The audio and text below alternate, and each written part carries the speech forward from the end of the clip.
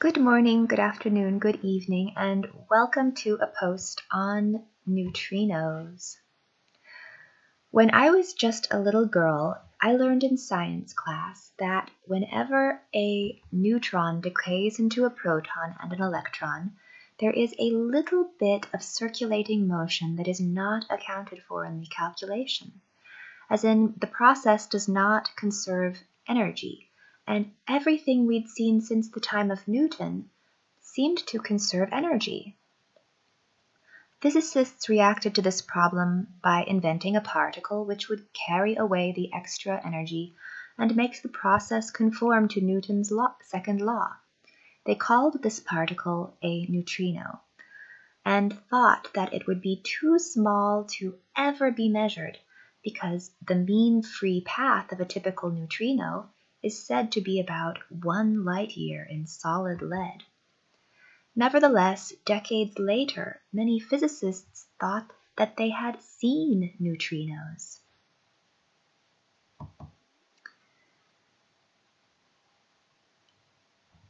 And in the blog post linked below, you'll see a picture from 1970 of an invisible neutrino colliding with a proton. I don't understand why people believed this picture because I'm rather inclined to be skeptical of photographs of invisible things. That's maybe just me, though. Physicists have different standards. Physicists' idea of what it meant to see something had changed rather dramatically over the years, but when people really want to see something, sometimes they find a way.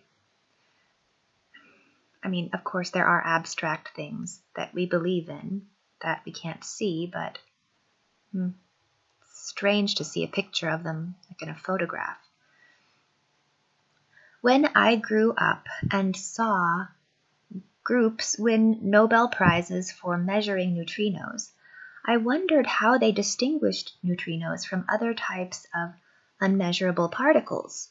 I mean, there are light waves and gamma rays that fly right through matter without interacting, and that behavior sounds awfully similar to how a neutrino acts. My curiosity led me to compare and contrast the properties of photons and neutrinos.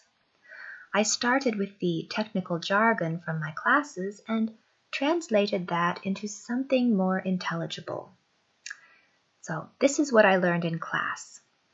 A photon in 3 dimensions is a gauge boson with a spin of 1 and no mass, but it can sometimes act like a fermion with a spin of 1/2 when it is trapped in 2 dimensions, as in a film. A photon does not change flavor, but it can have mixed polarization, and the reason for this is that it is a quantum of a vector field, except for when it is trapped in 2 dimensions. A neutrino is an elementary fermion with a spin of 1/2 and a negligible mass, which can change flavor, but it never has mixed polarization when it is measured, and the reason for this is that it is a quantum of a spinor field. Because a beam of neutrinos can be made to create an interference pattern, it does, however, exhibit a superposition of states when it is not being measured. So, if that sounds unintelligible, I think it's designed to sound unintelligible. So I tried to translate that into something more understandable, using regular words. Light in free space has purely oscillatory motion, but when it is trapped in a film or a surface, it has rotational and oscillatory motion. In free space, the plane of light's oscillation can rotate to any angle, but when the light is trapped in a film or a surface, the plane of its oscillation is constrained to the plane of the surface, causing part of the oscillatory motion to become rotational and therefore massive. Meanwhile, A neutrino in free space has oscillatory and a small amount of rotational motion, and the plane of its rotation cannot rotate to any angle as it propagates. Instead, it can only have a few possible angles, and it appears to discretely oscillate between these angles when it is measured. If it is not being measured, the angles all exist in the neutrino simultaneously. So that was a bit easier for me to understand, but it still had those quantum concepts of angles existing in an abstract object simultaneously.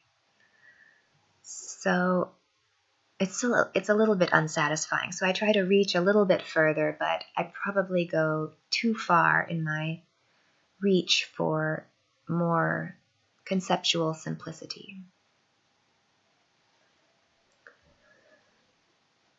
In free space, light carries energy between particles, and it couples to the volume of the particles. In free space, neutrinos carry energy between particles, and they couple to the surface of the particles. And that's easy to understand, certainly, but it's just a theoretical explanation. I need to understand what something like that means experimentally.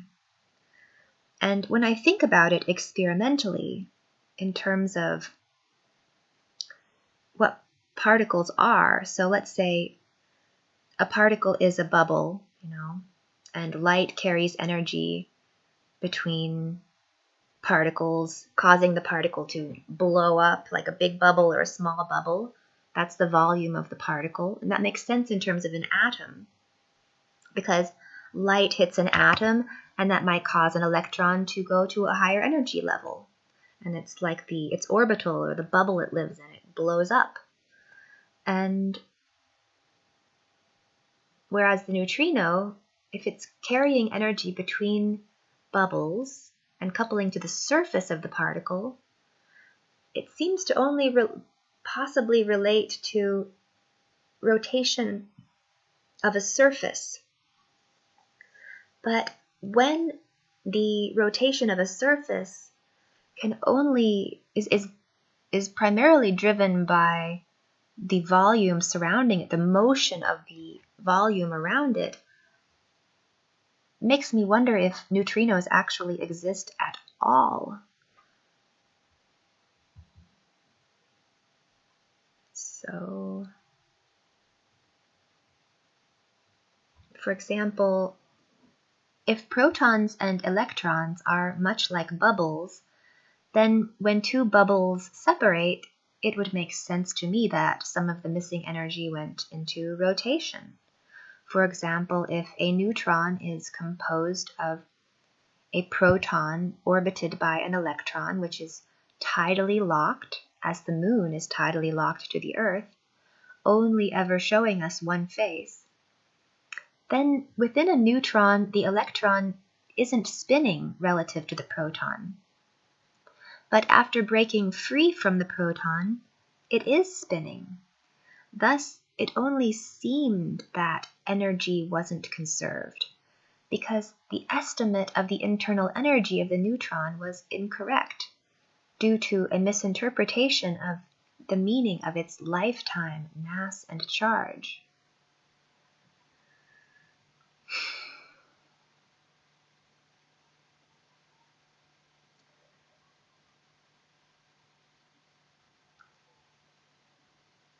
I guess if you just skip over the details and you notice that you can explain all atomic masses ever measured by modeling the nucleus as a combination of protons and neutrons, then why are neutrinos needed at all?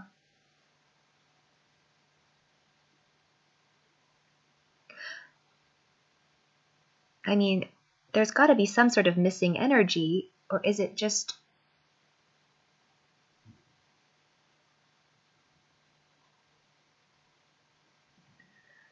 A shift of perspective makes the energy disappear. Why did I shouldn't have let myself get confused. I was trying to just read this. If neutrinos don't exist, then what have neutrino physicists been measuring all these years?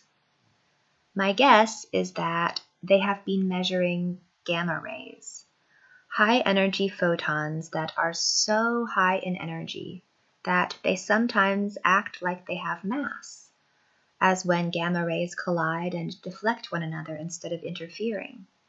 After all, if you are an electron which is accelerating, a gamma ray will start to look like an electron to you. But how should neutrinos and gamma rays look different when measured? If I measure something rare and something not rare, but they both look the same to the detector, how do I distinguish them? One can kinematically model an electron getting hit by a gamma ray and turning into a muon. Even though this has not ever been observed, there is nothing that physically forbids this process from happening. Yet conventional wisdom says that neutrinos cause electrons to turn into muons, while gamma rays supposedly never do this, or at least they've never been observed to do this. But this seems like a choice of convention. I mean, it seems like you could choose whether or not you describe things in terms of neutrinos or gamma rays. It's just a question of where a little bit of extra rotational energy went. Did it turn into linear energy? Or did it turn into a particle that carries rotational energy away? And I think it makes sense to believe that you could certainly have a little bubble collapse and that rotational energy would turn into linear energy. Okay, but what does an expert say? So you want an efficient trigger, event trigger, to distinguish between neutrinos and gamma rays.